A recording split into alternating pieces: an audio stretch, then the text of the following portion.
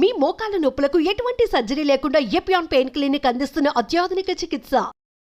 So sugars ఎక్కువ తినడం వల్ల కూడా మనకి క్యాన్సర్ వచ్చే అవకాశం ఉందని చెప్తున్నారు.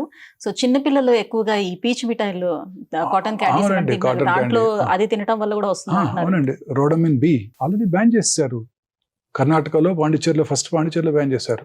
ఇప్పుడు ఈ మంచూరియా కలర్స్, ఆ red colour chilli 65 chilli chicken 65 అది గ్రేట్ మెడ్రాస్ లో స్టార్ట్ అయింది ఆ బేకరీలో. చికెన్ 65 అందులో వాడే కలర్స్ అన్ని కూడా కర్ణాటకలో బ్యాన్ చేశారండి ఫుడ్ సేఫ్టీ అథారిటీస్. అన్ని రకాల ప్రాసెస్డ్ ఫుడ్స్ మేడం, ఈ చికెన్ 65లో వాడే కలర్స్, చిల్లీ పౌడర్లో వాడే సూడాన్ రెడ్, పసుపులో వాడే లెడ్ క్రోమేటు, రోడమిన్ బి, అనేక రకాల ఐస్ క్రీముల్లో వాడే ఎమల్సిఫైయర్స్, స్వీట్స్లో వాడే అనేక రకాలైన ప్రాసెస్డ్ కలర్స్, అజినమోటో, చైనీస్ ఫుడ్స్లో ఉండే అజినమోటో, అన్నీ అండి. ఇవన్నీ కూడా బిస్ఫెనాల్ ఏ, అన్నీ కూడా క్యాన్సర్ కారకాలండి. ఈ చాడ్ ఫుడ్ మీరు బాగా ఇష్టంగా తింటారా? తండూరి చికెన్, తండూరి పన్నీరు తక్కువేనా? పోన్లేండి, అదృష్టవంతులు. ఆ బ్లాక్ కలర్ ఉంటుంది చూడండి, అందులో అనేక రకాలైన హైడ్రోకార్బన్స్ ఉంటాయి. అవన్నీ కూడా క్యాన్సర్ దారితీస్తాయండి. అన్ని రకాల food items, name any food item అండి.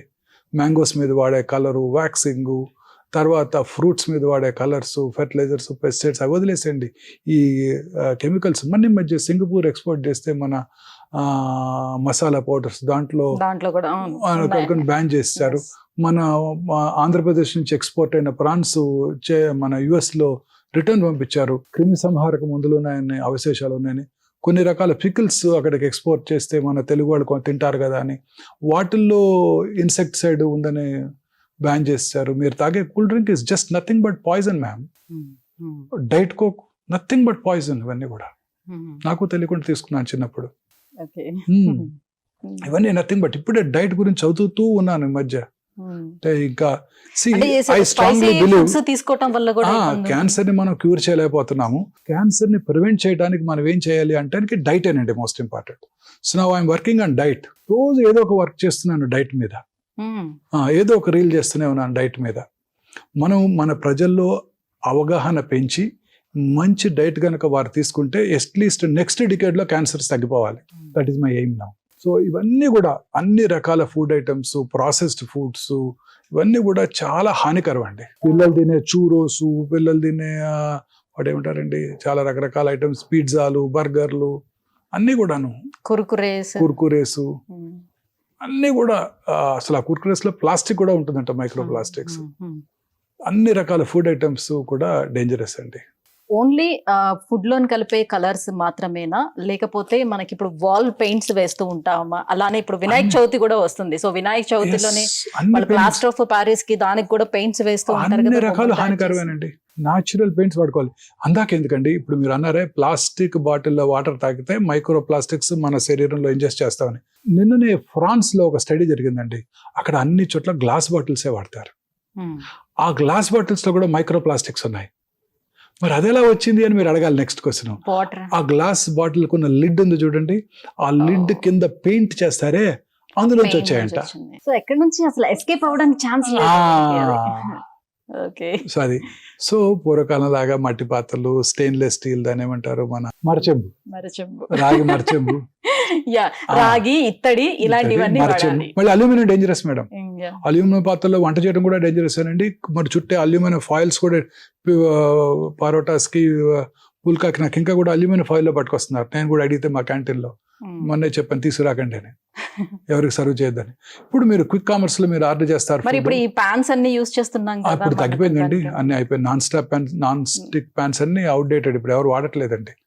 కాస్ట్ ఐరన్ అవే వాడుతున్నారు అందరు కూడా. సో తర్వాత మీరు క్విక్ కామర్స్ లో ఆర్డర్ చేస్తారు ఇడ్లీ, ఆ బ్లాక్ ప్లాస్టిక్ కంటైనర్ లో వస్తాయి, చాలా అట్రాక్టివ్ గా ఉంటుంది కదా, చక్కగా ప్లాస్టిక్ స్పూన్ తో తినేస్తాం కదా. అవన్నీ 100% క్యాన్సర్ కారకాలు. పొద్దున్నే వైట్ ప్లాస్టిక్ లో వచ్చే idli.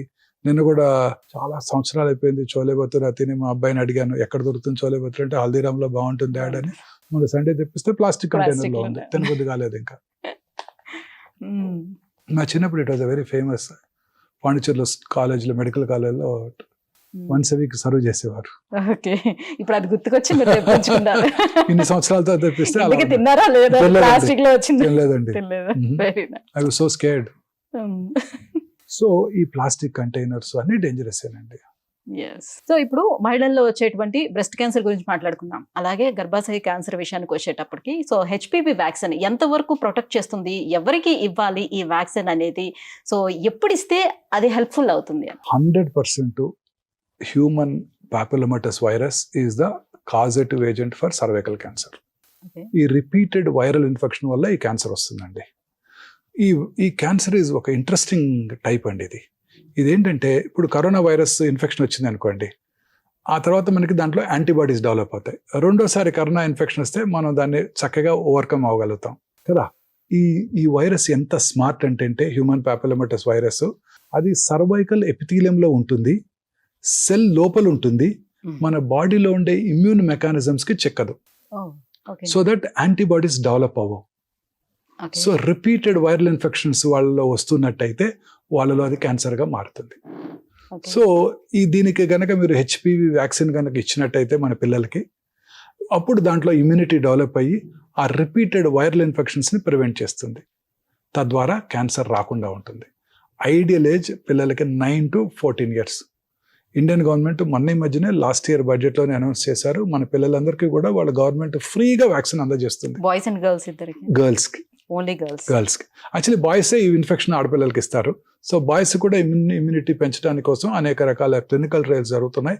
Once they are assessed ఆ తర్వాత బాయ్స్కి ఇవ్వడం జరుగుతుంది.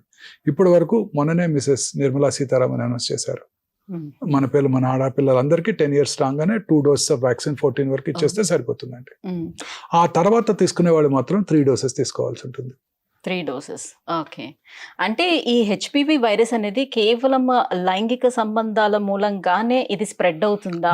సైంటిఫిక్ గా ఇది ప్రూవెనా? Yes, proven very much. Okay. Michael Douglas ఆయనకు ఓరల్ క్యావిటీలో వచ్చింది. He believes it's because of oral sex. Famous Hollywood movie artist Kramer versus Kramer, very famous artist. Okay.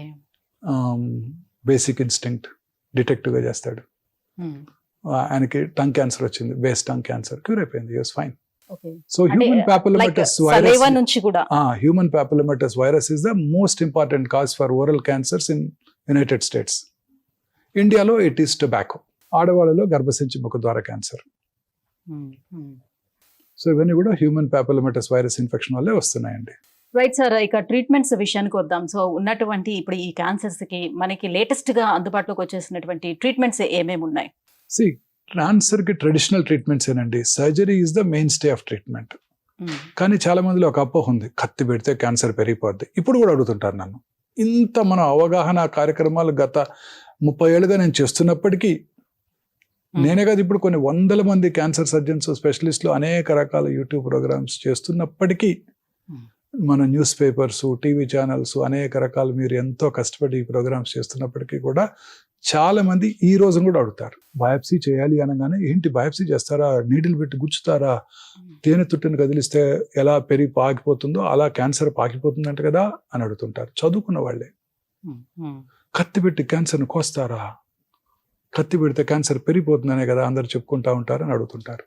This is పూర్తిగా అపోహ మాత్రమే. అంటే వాళ్ళకున్న బిలీవ్ ఏంటంటే ఒక పుండుని చిట్లించితే ఎట్లా అయితే అది అలా స్ప్రెడ్ అయిపోతుందో అలా అయిపోతుందని అనుకుంటున్నారు. Misconception, myth. క్యాన్సర్ కి ట్రీట్మెంట్ ఒక సర్జరీ అనండి. బ్రెయిన్ లో ట్యూమర్ అయినా, కాలు చిటికెన్ వేల్లో వచ్చే మెలనోమా అయినా, ఎక్కడొచ్చినా బ్లడ్ క్యాన్సర్ తప్ప క్యాన్సర్ని సర్జరీ చేయటం ద్వారానే క్యూర్ చేయవచ్చు. ఇంకే ఏ ఇతర చికిత్స కూడా క్యూర్ చేయలేదు. బ్లడ్ని కట్ చేయలేం కదండి, బాడీ అంతా ఉంటుంది. వాటిని కీమోథెరపీ, టార్గెటెడ్ థెరపీ, ఇమ్యూనోథెరపీ ద్వారా బ్లడ్ క్యాన్సర్స్ని క్యూర్ చేయవచ్చు. మిగతా ఏ క్యాన్సర్ అయినా అర్లీగా కనుక్కుంటే శస్త్రచికిత్స, సర్జరీ ద్వారానే క్యూర్ చేయగలుగుతాం. కానీ ఎవరు కూడా అర్లీ స్టేజ్లో రారు. అర్లీ స్టేజ్లో పెద్దగా సిమ్టమ్స్ కలిగించవు, సైలెంట్ కిల్లర్, పెరిగిపోతూ ఉంటాయి, పెరిగినాకే వస్తారు. కాబట్టి సర్జరీ చేసే స్టేజ్ దాటిపోయినప్పుడు ముందుగా కీమోథెరపీ లేక రేడియోథెరపీ లేదా 2 కలిపి ఇచ్చి డౌన్ సైజ్ చేసి ఆ తర్వాత సర్జరీ చేసే స్టేజ్కి వస్తే సర్జరీ చేస్తుంటాం. ఇది cancer treatment. So main treatment surgery, chemotherapy, radiotherapy. ఇప్పుడు కొత్తగా టార్గెటెడ్ థెరపీలు, ఇమ్యునోథెరపీలు అనేకమైన వస్తున్నాయి. జీన్ థెరపీలు. టార్గెటెడ్ థెరపీ అంటే కొన్ని రకాల మందులు క్యాన్సర్ సెల్నే టార్గెట్ చేస్తూ శరీరంలో ఉన్న ఇతర కణజాలానికి ఎటువంటి హాని కలిగించినటువంటివి టార్గెట్ థెరపీస్. ఇక ఇమ్యునోథెరపీ అనేది ఒక వెరీ ఇంట్రెస్టింగ్ కాన్సెప్ట్. ఫ్యూచర్లో ఇవే ఉండబోతున్నాయి. కాకపోతే ఇప్పుడు పేటెంట్ లాస్ వల్ల మన భారతదేశంలో అవి అందుబాటులో లేకపోవడంతో చాలా ఎక్స్పెన్సివ్గా ఉంటున్నాయి. Prohibitively expensive, beyond the reach of a rich man also. ఈ ఇమ్యునోథెరపీ యొక్క కాన్సెప్ట్ ఏంటంటే మన బాడీలో టీ సెల్స్ అని ఉంటాయి, కిల్లర్ సెల్స్. ఆ కిల్లర్ సెల్స్, టీ సెల్స్ మన బాడీలోకి వచ్చే ప్రతి ఫారిన్ బాడీని డిస్ట్రాయ్ చేసేస్తాయి. ఉదాహరణకి bacterial infection, TB infection, corona viral infection, transplanted organ. For example ఎవరైనా పేషెంట్కి ట్రాన్స్ప్లాంట్ చేశారనుకోండి, ఇమీడియట్గా అతని బాడీలో ఉండే ఆ రెసిపియంట్ యొక్క బాడీలో ఉండే టీ సెల్స్ ఆ ట్రాన్స్ప్లాంటెడ్ ఆర్గన్ని డ్యామేజ్ చేసేసి రిజెక్ట్ చేసేస్తాయి. అందుకే కిడ్నీ ట్రాన్స్ప్లాంట్ తర్వాత కానీ, లివర్ ట్రాన్స్ప్లాంట్ తర్వాత కానీ, హార్ట్ ట్రాన్స్ప్లాంట్ తర్వాత కానీ ఇమ్యూనో సప్రెసివ్ థెరపీ ఇస్తారు, లైఫ్ లాంగ్ ఇస్తారు. So that our own immunity does not reject that organ. So అలా రిజెక్ట్ చేస్తాయి. అలాగే మన టీ సెల్స్ క్యాన్సర్ సెల్ని కూడా డిస్ట్రాయ్ చేసేస్తాయి. మరి మన టీ సెల్స్ యాక్టివ్గా ఉండాలంటే మనం ఏం చేయాలండి? ప్రశాంతంగా ఉండాలి, హ్యాపీగా ఉండాలి. సంతోషం సగం బలం, సగం కాదు 100% బలం. సో ఈ టీ సెల్స్ యాక్టివ్గా ఉన్నట్టయితే మనకి ఏ జబ్బులు రావు. కానీ cancer cells are much smarter than scientist. అవేం చేస్తాయి? ఈ టీ సెల్స్ని మాస్క్ చేస్తాయి లేదా బ్లాక్ చేస్తాయి. ఈ అన్మాస్కింగ్ అంటే క్యాన్సర్ సెల్ టీ సెల్ని మాస్క్ చేయకుండా కాపాడటాన్నే ఇమ్యునోథెరపీ అంటాం. సో ఈ అన్మాస్క్ చేసి మన సెల్స్ని రీయాక్టివేట్ చేసి మన టీ సెల్స్ వెళ్ళి క్యాన్సర్ని చంపేయటాన్నే ఇమ్యునోథెరపీ అంటారు. Most natural way of killing the cancer. Okay. So ఇంకా రానున్న కాలంలో ఇవే ఉంటాయి. క్యాన్సర్కే కాదు, అన్ని రకాల ఎలిమెంట్స్కి ఇవే ఉంటాయి, ఇమ్యునోథెరపీసే ఉంటాయి. అది ఫ్యూచర్ అంతా ఇదే ఉండబోతుంది. సో టీబీని ఏ రకంగా 4 డ్రగ్స్. మా చిన్నప్పుడు టీబీ, నేను 8th క్లాస్లో మా అంకుల్ని మెడ్రాస్ తీసుకెళ్ళాను. తాంబరంలో India world's biggest TB hospital ఉండింది. ఆయనకి రెసిస్టెంట్ ట్యూబర్క్లోసిస్ ఉంటే లోవర్ లోబెక్టమీ చేశారు క్యూర్ చేయడానికి. 1975 when I was in 7th grade. So ఇప్పుడు క్యాన్సర్కి అదే సర్జరీలు చేస్తున్నాం. క్యాన్సర్ కూడా 4 డ్రగ్స్ వచ్చేస్తాయి. ఇప్పుడు టీబీకి 4 డ్రగ్స్ వచ్చాయి. ఇప్పుడు టీబీ రాగానే మీ ఇంటి పక్కన ఉన్న ఫిజిషియన్ 4 డ్రగ్స్ రాసిచ్చేస్తాడు, AKT4, అందరూ క్యూర్ అయిపోతుంది. అలా క్యాన్సర్ కూడా 4 డ్రగ్స్ వస్తాయి.